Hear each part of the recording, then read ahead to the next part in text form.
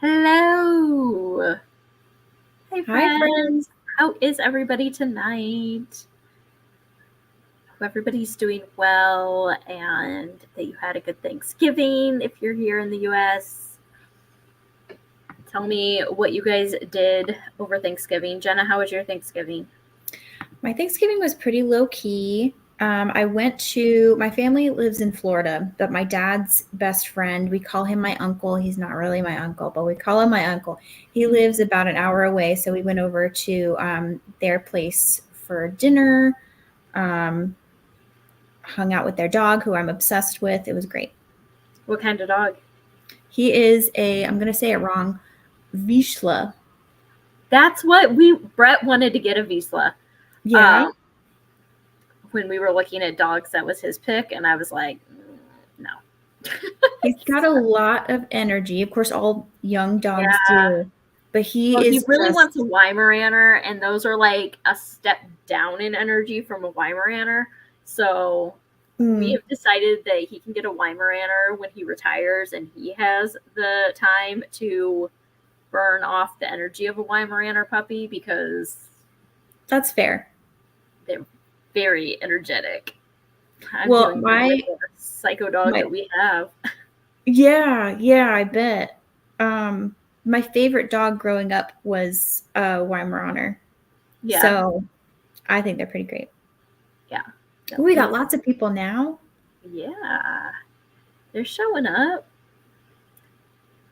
So yeah, we went to Indiana over the weekend. So we left Wednesday. We didn't get home till Monday, and it was just a lot. We went to my family. I got to see my childhood best friend and her kids, and Oh, then we went to nice. my husband's family and got to see all of his siblings and the kids, and it was just a lot of a lot. And we were ready to be Yeah, home by the time it was time to go home. We were all ready to be home.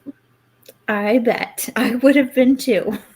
That's a lot Like, of it's a people. lot of people for a few days, Hmm. especially when it's like me. I'm used to working from home and not like interacting a ton with real people, which Yep. sounds weird, but oh man. So yeah, No, I I get was it. definitely tapped out by the end of it. But it Yeah, was still a good Thanksgiving. I'm glad we went. good. So yeah. Um a Oh, golden retriever Australian shepherd mix. Oh my goodness. My sister has two golden retrievers and an Australian shepherd. And I'm like, that is a lot of hair. That is a lot of hair. so much hair. I'm like, mm-mm, hard pass. Goldens are amazing. I love Goldens. Yeah, And they're so smart, but so much hair. So much so hair. much hair. That's why we ended up getting the pup that we did, was because I'm like, I want to minimize the hair situation because Hmm. I already have four kids, and I feel like that's just a lot of no, just no. But all right. Everybody, what are you currently reading? Let us know what your current reads are in the comments. And Jenna, what are you Ooh. currently reading? Oh, it's just out of reach, or else I would show it to you. And I have my computer balanced on a pillow, so I can't really get up. I'm reading Starling House by Okay. Alex Harrow, Okay. and it's really good so far. I don't know a ton about it. I just heard a lot of great things about it from a lot of people on Instagram and YouTube. So I picked it up. It's like seems to be a gothic horror I was suspense gonna say, doesn't haunted Alex house kind Harrow of write story. like horror type? Yeah, it so far it doesn't seem like it's going to be incredibly scary, more like creepy and suspenseful. But the atmosphere is just crazy. I love it.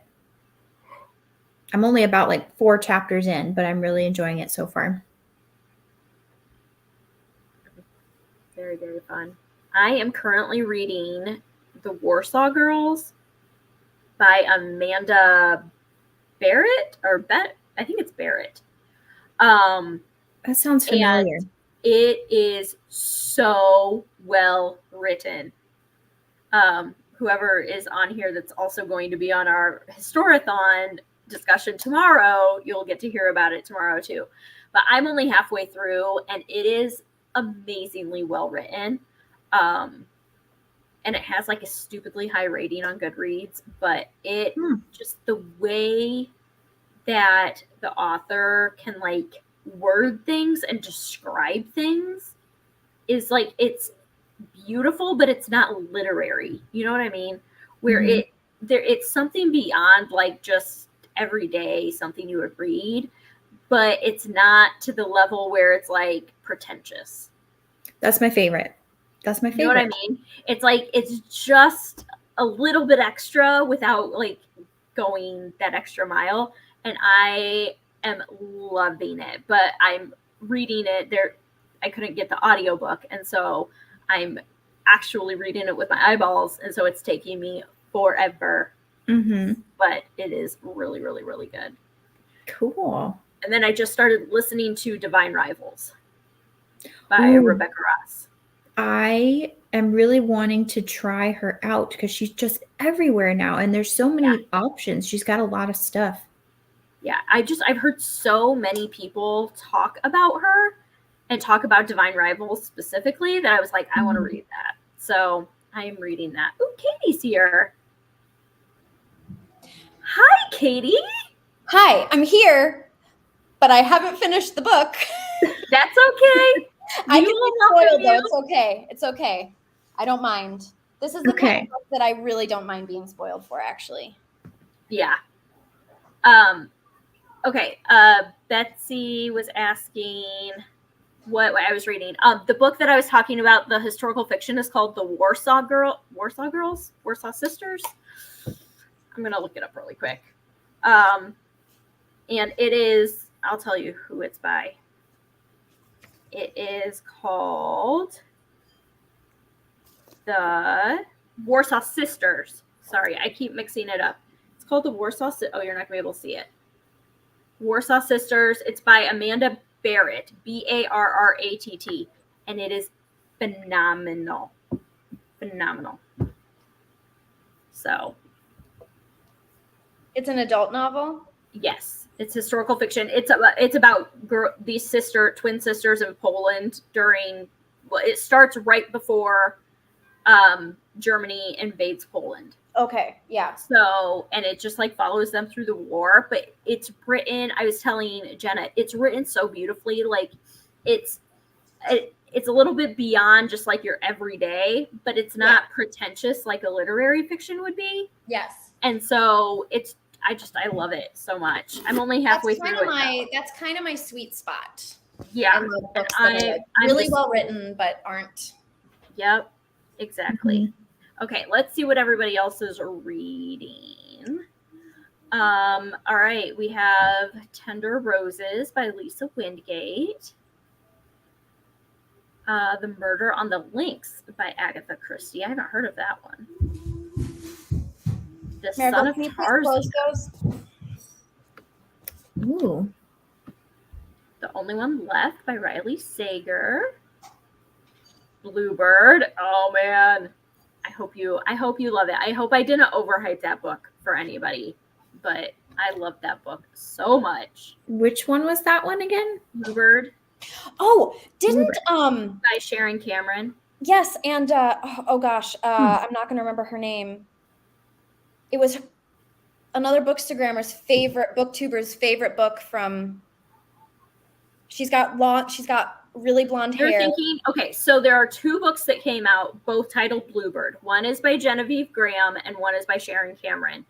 One is about like World War I and the prohibition and rum runners over the Canadian border. Okay. And one is post World War II.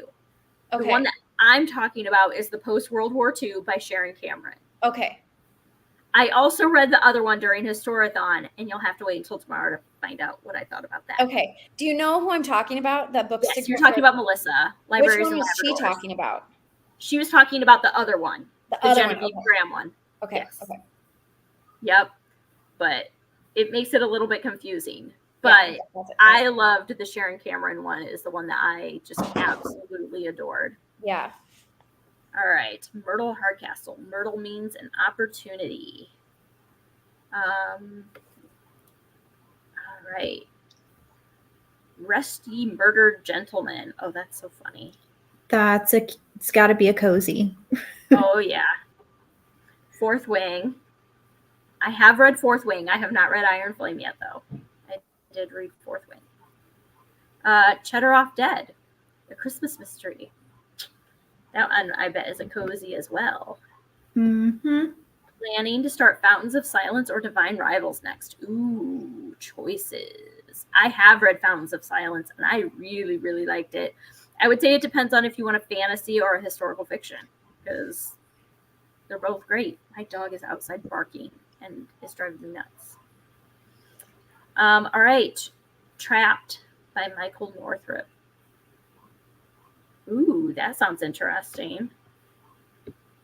And Jill is listening to The Second Chance Year. I want to read that badly.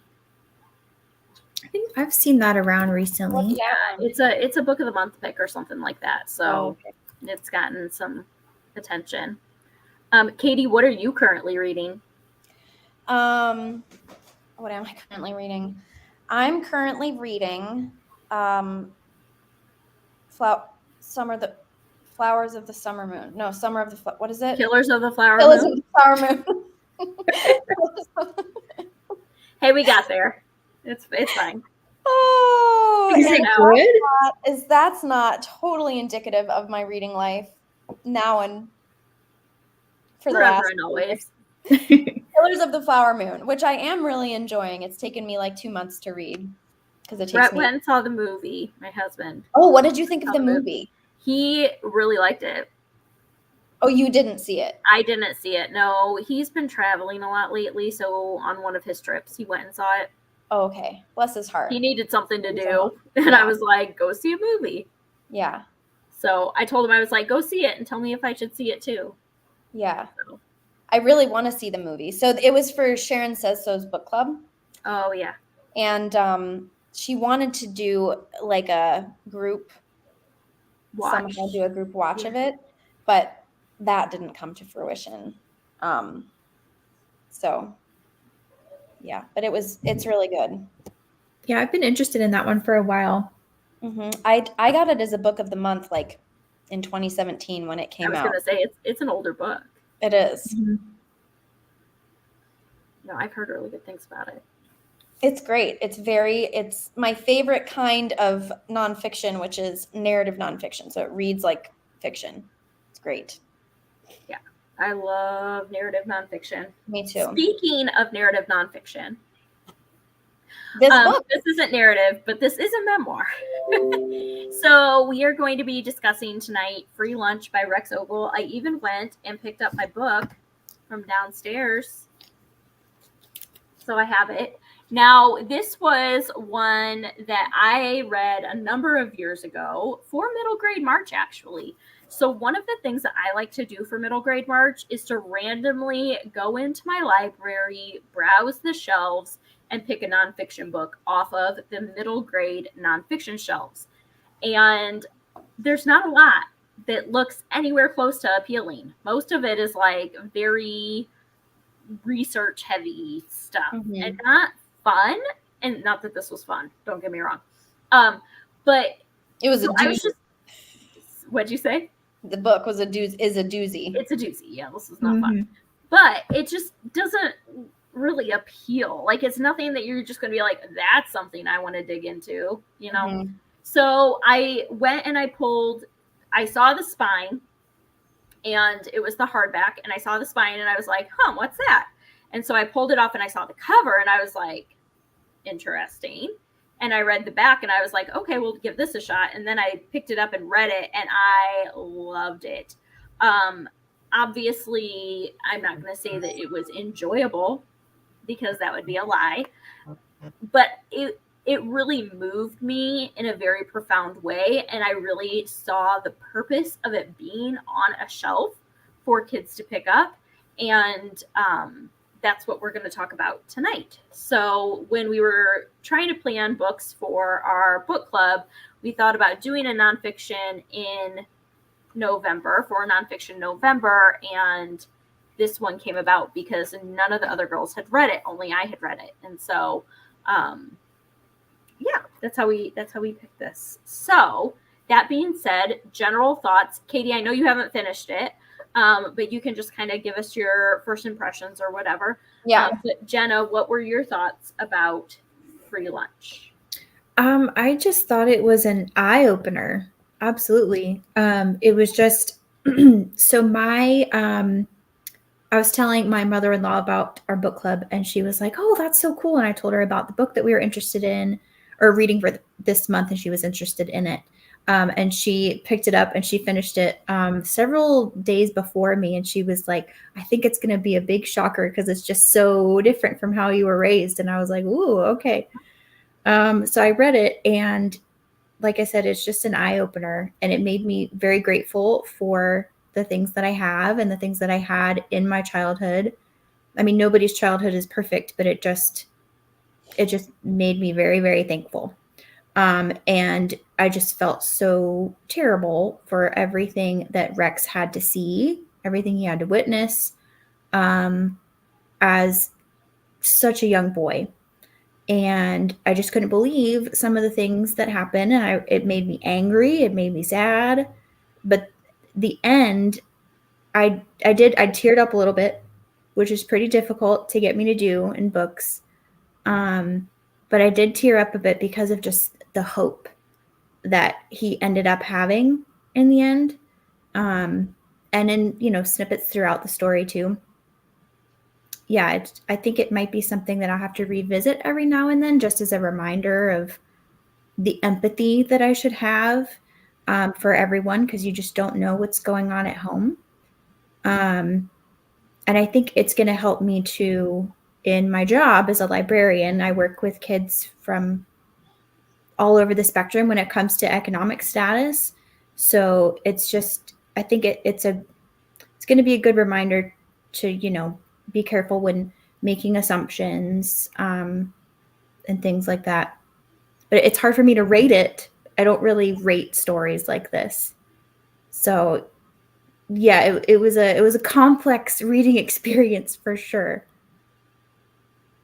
Yeah. Katie, what are your thoughts? Yeah, I agree. I agree with that. It's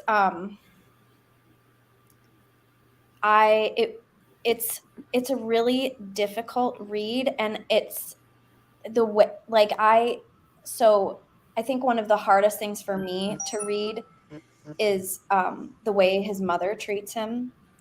And I don't know how that changes towards the end of the book, but oh my gosh, it just, as a mom, it just it tears me up the way that she treats him. And yeah, I mean, I know life is hard for his mom, but that was really difficult to read. Yeah. So Yeah. it's powerful. It's a really powerful book. And yeah. Right from the get-go, it just like sucker punched you. Yeah. Yeah. And it's interesting because if you have the physical book, there is an author's Q&A in it. It talks about, yes, there should be. I didn't see that in mine. It might be just it might just be in the softcover edition. It may be. There's an author Q&A and like a discussion guide and a writing guide and anyway. See, I would definitely be interested hearing more about that, because I was expecting more of there is an author's note at the end, or at least of the edition that I have, the hardback, but I was expecting more of like an adult perspective on things. or like a reading guide. Yeah. But one of the things that I remember reading, I don't know if it was in the author's note or in the discussion guide, but after I read it the first time, was that he didn't end it in a way where everything's okay. It was very much I survived this, and I just wanted to put this out there for kids that are also going through this so that they know that there's somebody out there that survived this. And I've seen a lot of people in the comments talking about how there wasn't a lot of emphasis on him saying that the way that he was being treated was not okay. And I agree with that. I agree that there isn't really any emphasis on that. And I think that the reason that there wasn't emphasis on him, like saying it's not okay that I'm being treated this way, was because there are not that I'm not saying it is okay, but I'm just saying there are so many kids out there that need the hope of somebody out there has survived this, and it might not get better. That's not the reality for a lot of kids. It doesn't get better. And I know some people, and this is kind of getting a little into the end of the book as well, but they're talking about once his mom finally got a job, how she kind of changed. And he has written a follow-up to this called Punching Bag that is not shelved as middle grade. And then he just got signed for a third installment as well. And it gets more into what life was like after his mom got her job and all of that.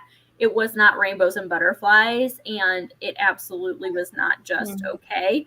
I think this book in particular more explored him accepting his family's poverty and not being okay with it, but understanding where it came from. Where I feel like in the beginning of the book, he was like, what do you mean I can't get Pop-Tarts and Pringles and toaster strudels, or whatever it was that he wanted at the grocery store, and he didn't understand. And by the end of the book, he's like, okay, I get why we're not getting this stuff now.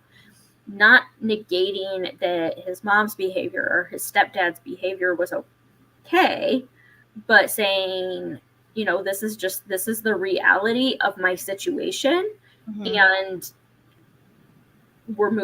this is what I have. This is what I have to work with. Yeah, it was interesting to see his perspective change a little bit as he kind of came to terms with, okay, yeah, this is what's happening, and this is how my mom maybe feels about things, and his empathy starts to grow a little bit. And even for the again, not approving anything that happened, absolutely not, but even a smaller example, when he talked to the lunch lady for the first time, and I don't even remember her name now. Was it Deborah? Something like that. But he actually noticed, oh, she has a name. Like, why don't I actually call her by her name and try to build a relationship with her instead of just getting mad at her because she's older and has trouble hearing? I mean, that was definitely a really embarrassing thing for him to have gone through. I just got secondhand embarrassment reading about it at the beginning. I just remember, Peggy. Yeah. Who's Debbie? I don't know who Debbie is. I don't know. But I just remember the first time I read this being like, could they not think of a better way to handle this free lunch situation? Why are they making the kids say it? Like that, right. And this is, once again, this is his story, and this is the way that things were handled with him and in his school, and that's not the way it always is, but it might be different now with more technology too. Yeah, and that's what Andy says. It's not a thing. You just put in your number and it's taken care of. He's probably, a millennial is my guess. So yeah, he is in his 30s. Yeah. I followed him on social media for a while now. Well, since I've read this book the first time. Yeah. So, but yeah, I enjoyed getting to see that shift in him a little bit, and it's a maturing as well, you know, of saying, okay, you know, whatever, what you said, basically. Okay, let me find my piece of paper. All right. One of the things that I wanted to talk about was the way that his mom's relationship with his grandmother and his grandmother's role in his life. Because reading it from an outsider's perspective, I was very much of the why didn't she just take him? Like, why, you know that he's in this situation and that his mom isn't doing anything about it. Why aren't you just taking care of him? I asked myself that the whole book. And so, but it's like we're not given all the details. We're given his perspective. We're given what he was privy to at the time. And he probably didn't know that either. And do you find out? No, not in this book. And I honestly don't remember in the next, like, what the deal was with the grandma in the following books. I think once he is a little bit older, he does stay with his grandma for a while, but I don't think she ever, like, fully takes him in. Yeah, there could be a bunch of reasons that we just aren't privy to. But the fact that his grandma was trying to help and his mom was just not having it. Yeah. And I understand, like, it is a shame thing for her and a guilt and, you know, all of that. And I get that that's a very real thing. It was just unfortunate. It's, once again, now I'm not in her situation. Right. But and it's so hard, like, from the outside looking in. It is. To say, well, why didn't you do this? Or why didn't you do that? You know, and it's just, that's not reality. Yeah. So, and yeah, Anne says, I wondered about the physical abuse and why the school didn't do anything. This was the 90s when there wasn't the awareness that there is now, I feel like. There was some, but it wasn't like it is now. And if it's easily explained away, I don't think that the administrators and the teachers were as honed in on that, especially at the middle school level, to really, that would be my assumption, though. I don't know.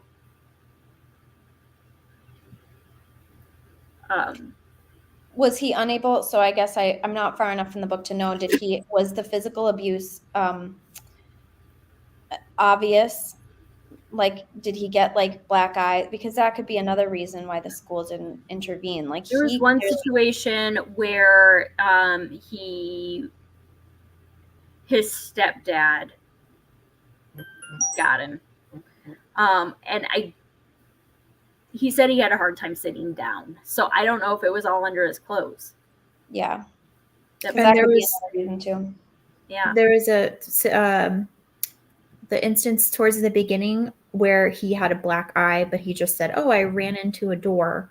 You know, he could have been just, you know, excusing stuff like that most of the time. I don't know. But he never really gave any, like, specific excuses after that one that I could remember. So I'm not sure. Yeah. This is also a good point that Mom 110% would have fought that. Grandma taking him. Right. But it's interesting to think about, like, as a mom, like, if you put yourself in her shoes, what you would do if you knew that you weren't able to provide for your kid. And, you know, there was also, and I think right here, there were definitely some mental illness issues with Mom. The times where she would be sobbing and just say, just tell me that you love me. Just tell me that you love me. And then she would snap and just, like go about her day. There were some mental illness going on, and I don't know her, and I am not a doctor, so I'm not going to speak as to what exactly those were, but I have my suspicions. But yeah, this one though, I did question why grandma didn't get social services involved at all. Like, yeah, I did wonder that for sure. But, and maybe she attempted it and Rex just didn't know about it. There could have been other stuff going on behind the scenes. I watched a short video of him doing just a really short book talk about the book and a little bit of information just about him as a writer. And he was saying that he really wrote this for the kids who might be in this situation, just so they could know that they weren't alone. So he's not necessarily going to provide all of these details that we as adults are thinking should have happened. Yeah. He's just trying to say, hey, this is what happened to me. You're not alone. And things can, not necessarily, but can change for the better. For sure. This is also a good point, Mrs. Winstead. I was furious, but I also appreciated that when he finally pointed it out to her, she said, "You're right. I have been treating you differently," and was wise enough and self-reflective enough to say, "Oh, dang, I didn't realize I was doing this, but you know what? You are right. This is, the way that I've been behaving." And just to show that there is prejudice, based off of the way, and it's not just race or, whatever, but there's prejudice based off of social status or economic status. I'll say that, economic status. And it's just really sad to see. And like when he went into the store with his friend and his friend stole that stuff and then the guy patted him down, made him empty his pockets. It's like, and then his friend thought it was funny. It's like, dude.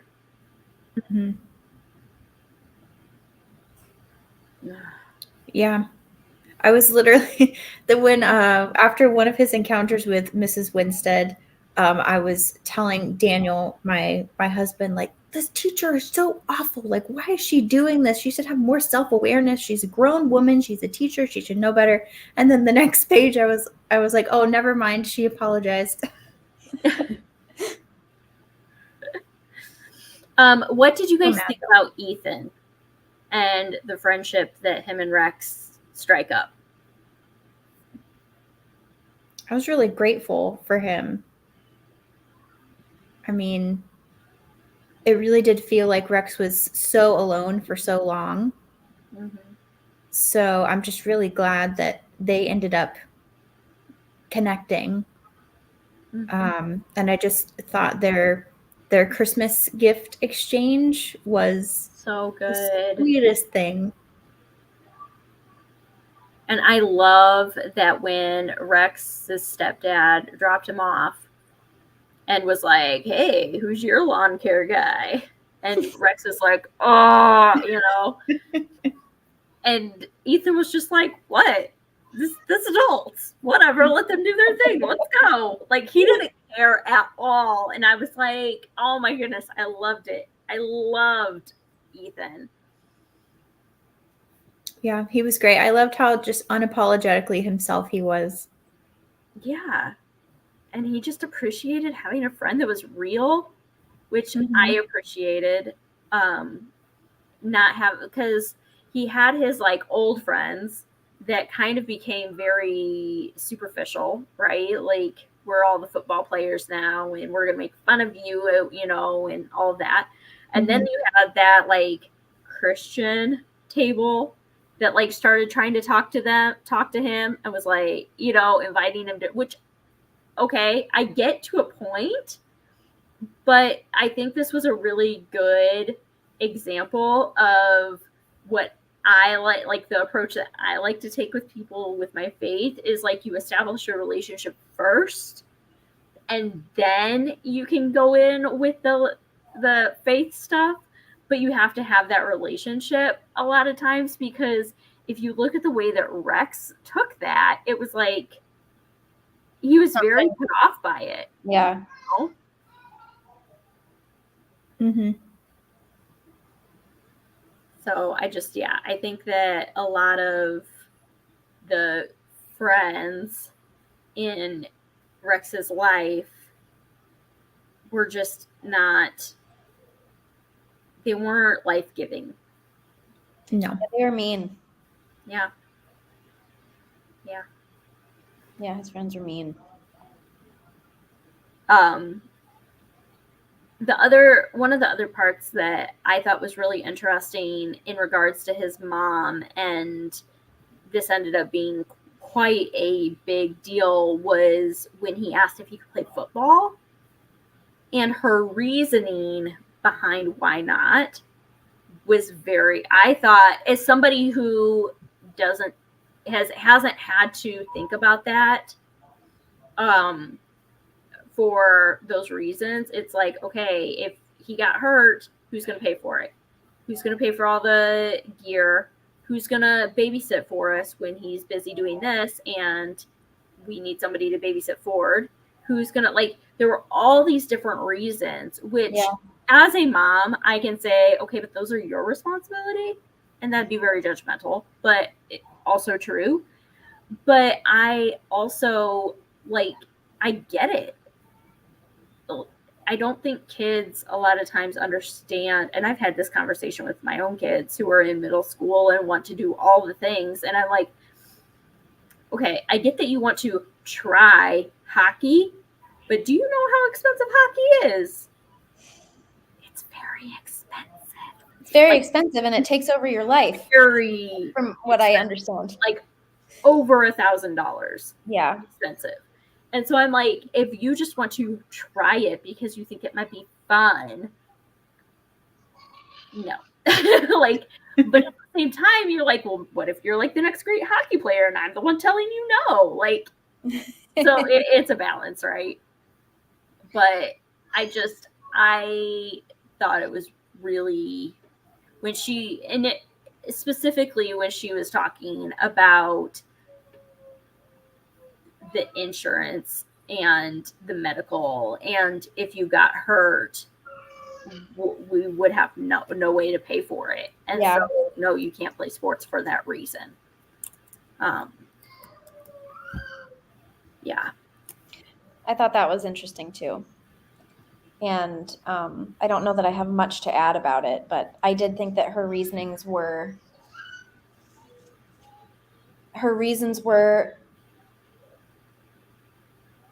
it was beyond just the surface financial. It wasn't just, we can't afford your uniform. It was like the potential. It was like the potential for more financial burden. Yeah. Mm-hmm. Like what happens if you get hurt? There's no saying whether he would get hurt or not, but even the potential of it was enough for her to say no. Yeah, I think that gives a little glimpse into just the anxiety that she probably felt on a daily basis, just 100%. Trying to, provide the basic needs, let alone something for extracurricular activities. But from Rex's perspective, it's just devastating because he just can't seem to do anything that he truly wants to do. Mm-hmm. Yeah. 1 second. Oh, yeah. Anne is saying, I was angry that he got punished for taking his brother to get ice cream instead of taking part in a dangerous activity with his friends. He should not have gotten beaten. Yes. Yeah. Agreed. I think we can all 100% agree with this. Like, and that was the part, Katie, this part that she's talking about was when he couldn't sit down for a number of days. Oh, okay. Yeah. So yeah. Yeah, that's upsetting. He was such a caring brother, though. Like, he was constantly thinking, oh, Ford shouldn't have to see this. He shouldn't have to deal with this. And just constantly thinking of him and trying to shield him as best he could. But also, he's only 11, 12, maybe. Like, it's just, that's crazy to me how he's thinking that way when, dude, you're 11. You shouldn't be exposed to this either. But he's just, I think part of him is just naturally selfless, or like wanting to preserve that innocence, because he unfortunately got his taken away pretty early. Yeah.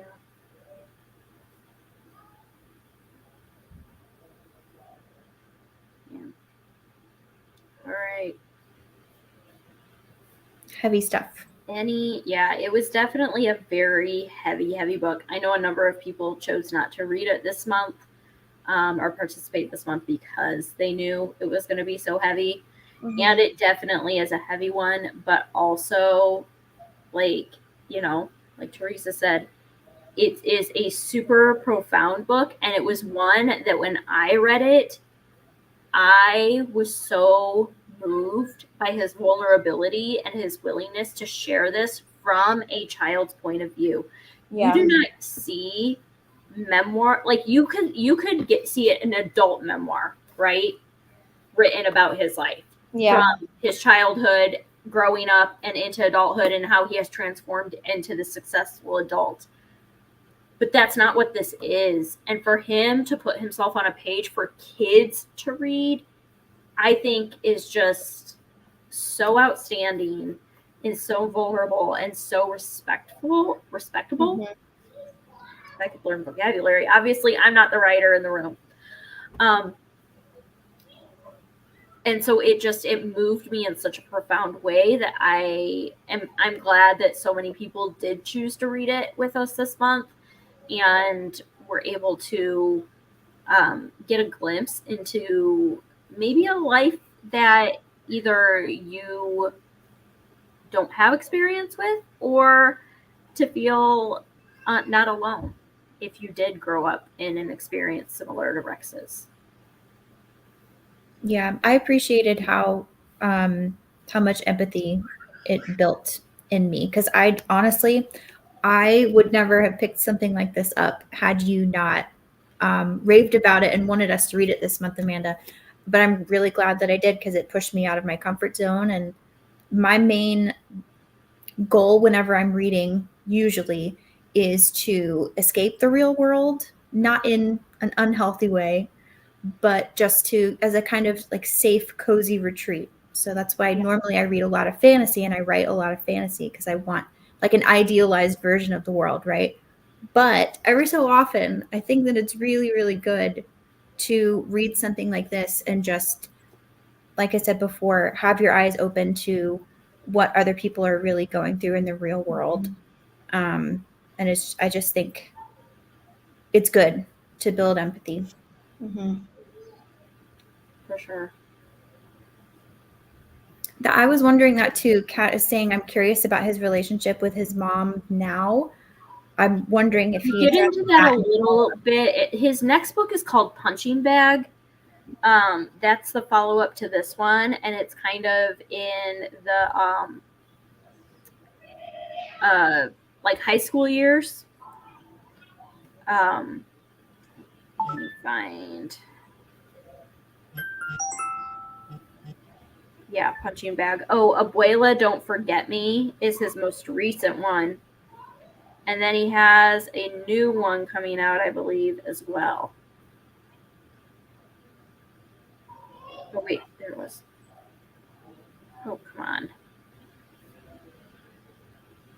So, yeah, he's written quite a few.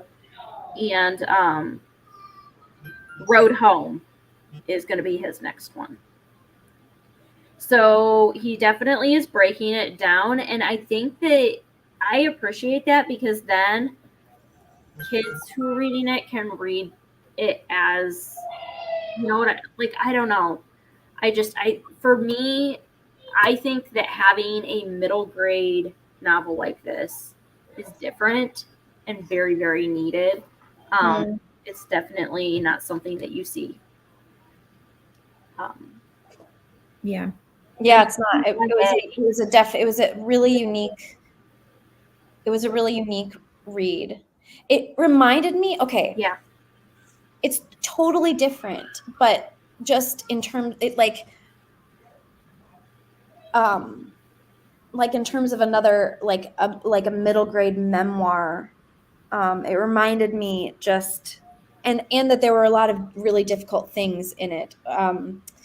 Uh, everything sad is untrue. What is Yeah. Everything sad is untrue. everything sad is untrue. That one's not. Is that nonfiction? It's a memoir. Is it? Yeah. I thought it was fiction. No, that's a memoir. I did not know that. Okay. Yeah. Yeah. By Daniel Nayeri. Yeah. Yeah. This I would agree with. I would agree with this. It sounds like his writings are his own forms of therapy. Yeah. And then also Anne mentioned that she's reading the Little Women the Beth, Joe, Meg, and what's the other one? Amy.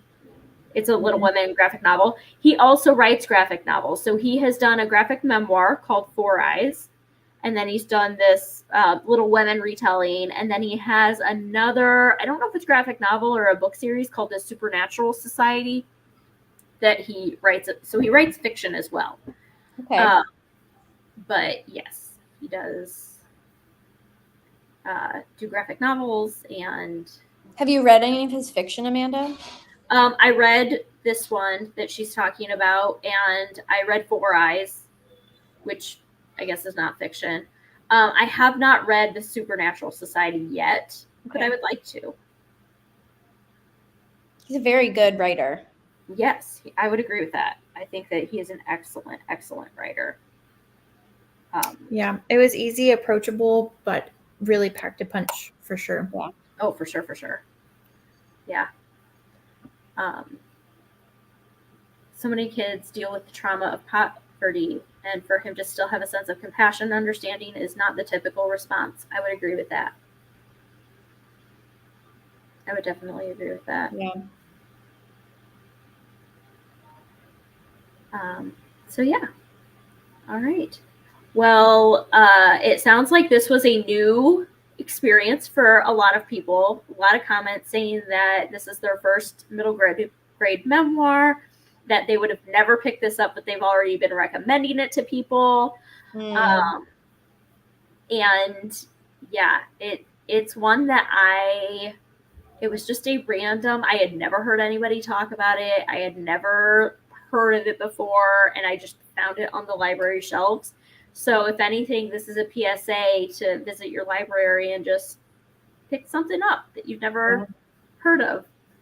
I know a lot of times as, booktube watchers or bookstagram enthusiasts or whatever, we can fall into the trap of only picking up books that we've heard people talk about.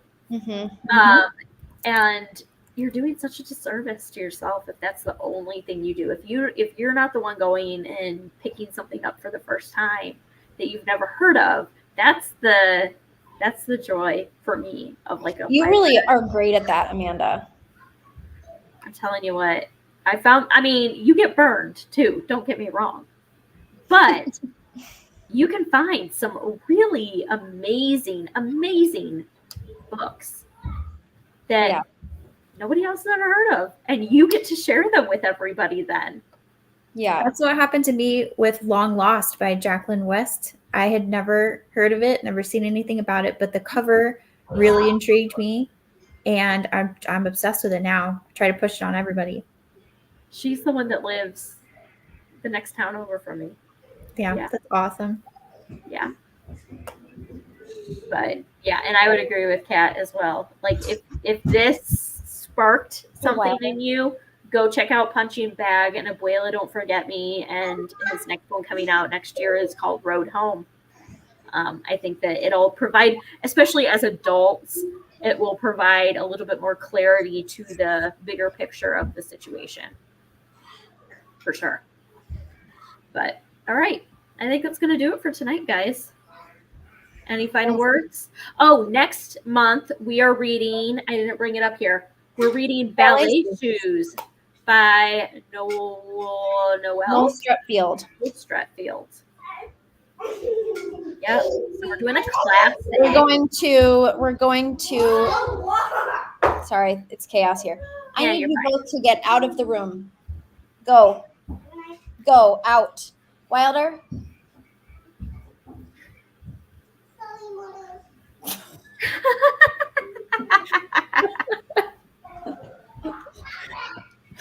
Sorry, Mother. Oh, that was cute. We're going to what is the word I'm thinking of? Noel Stratfield. I don't know. Classic. We're going to inhabit. That's not the word. Our inner Kathleen Kellys. Yes. Oh, yes. She talks about ballet shoes in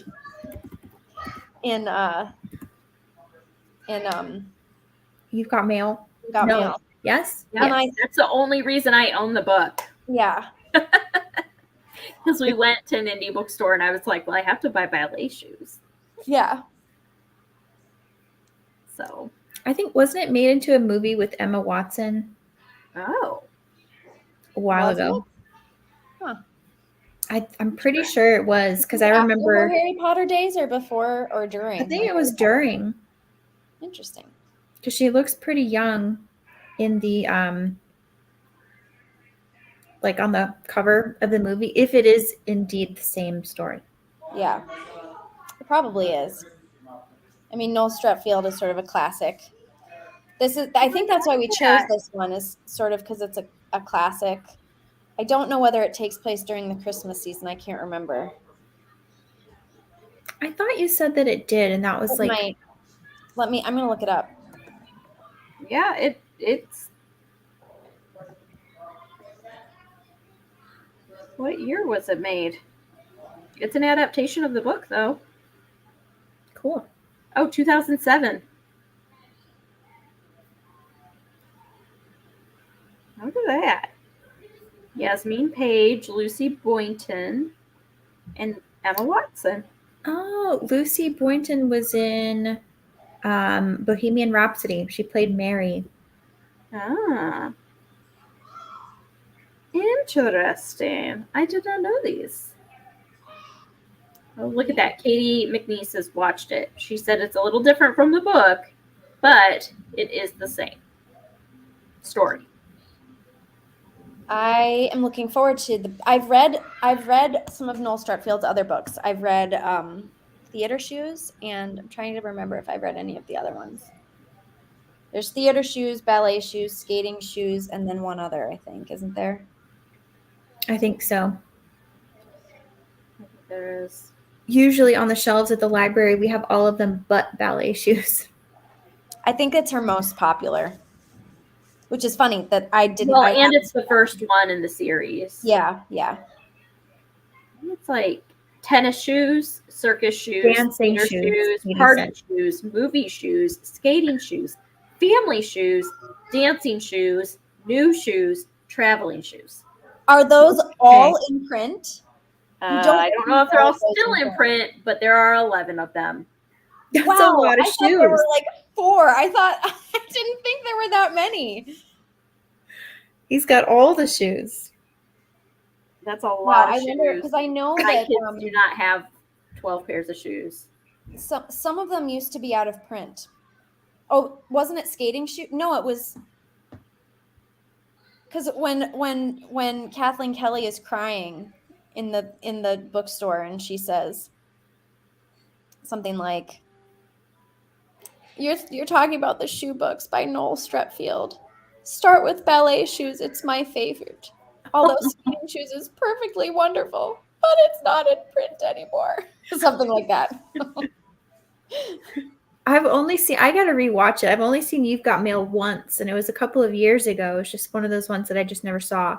Oh, this is a great time of year for it because it's sort of Christmas, but also Mhm. Okay, so right now on Amazon, you can buy ballet shoes, skating shoes, dancing shoes, theater shoes, tennis shoes, circus shoes.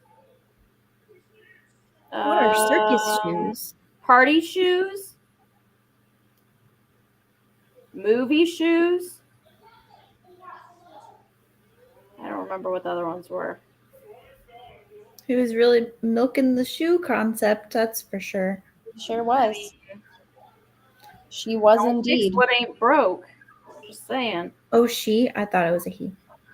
It was a she. It. It was a she. All right, it looks like that's it. But she probably was under some contractual obligation. It was probably an Ella Montgomery situation. This was the day and age in which publishers really pushed. If they own a formula that was a bestseller, they really wanted you to keep pumping them out. Mm-hmm. I guess I forgot bowling shoes, Andy.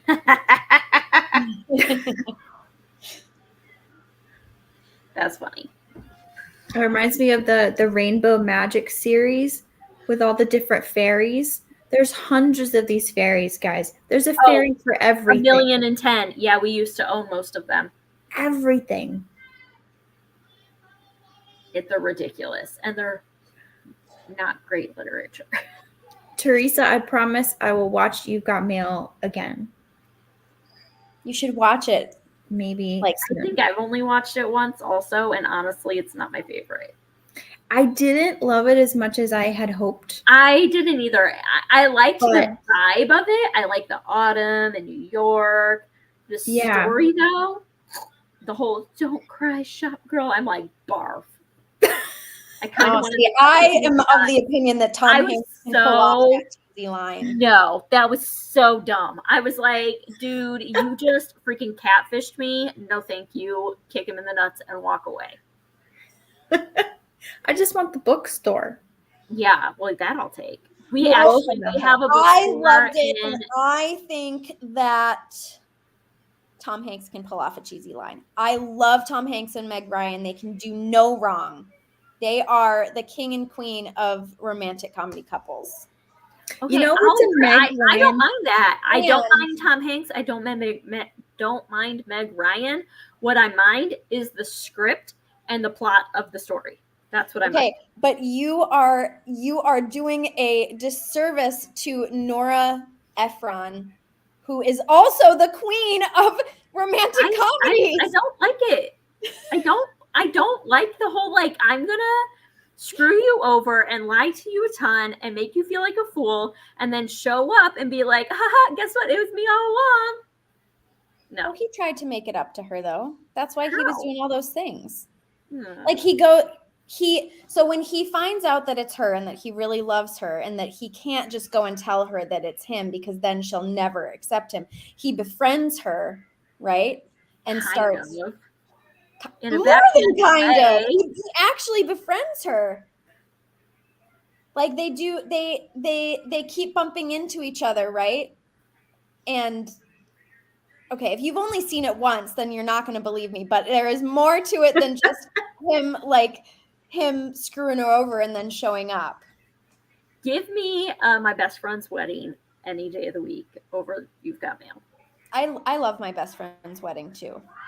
Except my best friend's wedding is not truly a romantic comedy because she doesn't end up with the guy. Sorry for anyone who hasn't seen it. Spoiler alert! It was also made 1,010 years ago. So, sorry, not sorry. All right. Yeah, he wanted to make sure she would like him and not New York 153. NY 153. That does sound familiar. Yeah. All right. I gotta watch it again to be sure, though. You do that and let me report back, Jenna. Tell me what you find. If you don't like it, it's okay. I'm really just I don't care that you don't like it, Amanda. I'm just sticking up for it. I don't care that you like it.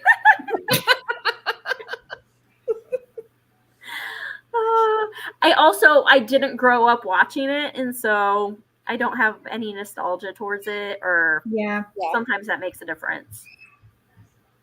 So It can.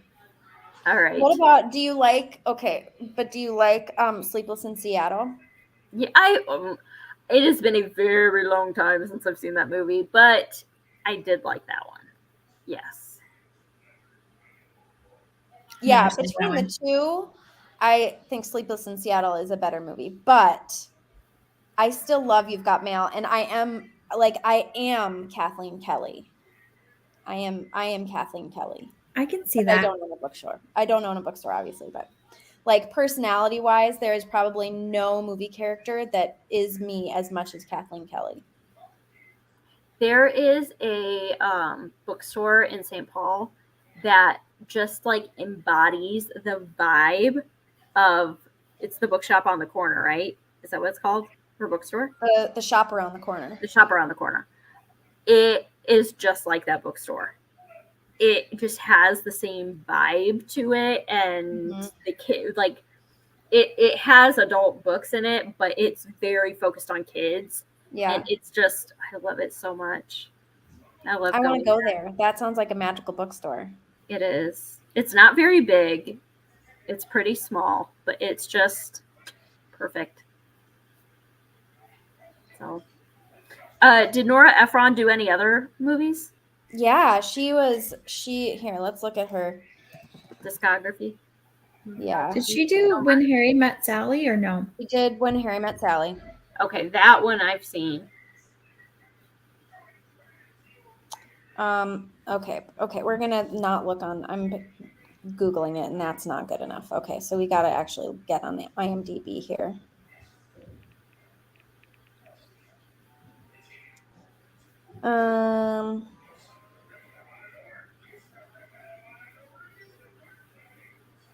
She did Julie and Julia, You've Got Mail, Sleepless in Seattle, When Harry Met Sally. Those are the ones that, her most well-known ones that she wrote. Yeah, When Harry Met Sally, Sleepless in Seattle, You've Got Mail. Are the three like are her three biggest rom-coms. Yeah. But she probably produced other ones that, let's see.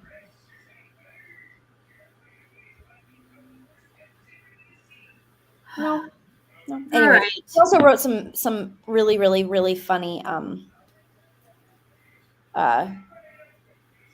like memoirish type books, like that I've always wanted to read. They're fun. They're really funny titles, and I've heard they're really funny books. Oh gosh, I'm gonna hang on. I Feel Bad About My Neck, and Other Thoughts on Being a Woman. Alrighty then. And then I Remember Nothing, and Other Reflections. My favorite title is I Feel Bad About My Neck, though. That one cracks me up. Heartburn is another one. I think that one was actually a book, like a novel. Interesting.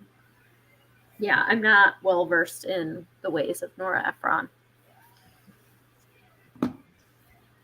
Now that I've turned 40, I think I need to read I Feel Bad About My Neck and Other Thoughts on Being a Woman. Oh, you're old now. I'm old enough now to feel bad about my You're neck. Elderly. Yeah. Oh, I love The Holiday. I watched it for the first time like 2 years ago. I love it. Oh, I'm pretty sure I saw that in the movie theater. And so good. I finally get the hype on Jude Law now. Movie so much. Like, so much. It's not my favorite. I like it and I love it. I watch it every Christmas, but it's not my favorite. favorite romantic comedy of all time. Only because Cameron Diaz is such a wooden actor. Oh, yeah. Kind of drives me crazy. Yeah, she's not my Everybody favorite. else is so good. I know everyone. If it weren't for Cameron Diaz, I'd probably love it so much. Jude I Law, just can't Jack get past. Black, Can't get past it. and Cameron Diaz's best movie was In Her Shoes. Have you guys watched In Her I don't know Shoes? if I've seen that one. Oh, it's so good. Toni Collette and Cameron Diaz.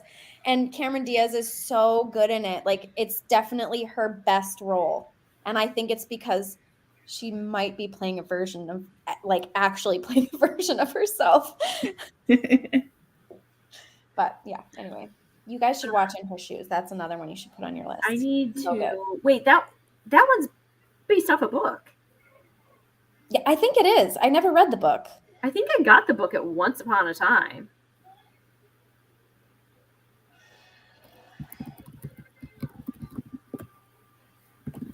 Hold on a second. Teresa, that was a scam. Lindsay will never, ever, ever ask you to text her. She got hacked by somebody. So Lindsay from Lindsay's Little Library was trying to do a giveaway, and she got hacked. And this person keeps sending like everybody who commented messages saying to text her and send her money and all this stuff, and it's a scam. Don't do it. So Lindsay will email you or message you directly. You will get a message from her, no texting or anything. So hopefully that clarifies that. But yeah. All right. And on that note, should we say goodnight? Yeah. It's my bedtime. It's that time. All right, ladies. We will see you guys next month. We're reading Ballet Shoes, and we will be meeting the last Wednesday of the month, right before the New Year's. The 27th. Yeah, January. December 27th. All right. We will talk to you guys all later. Bye. Bye, everybody. Bye.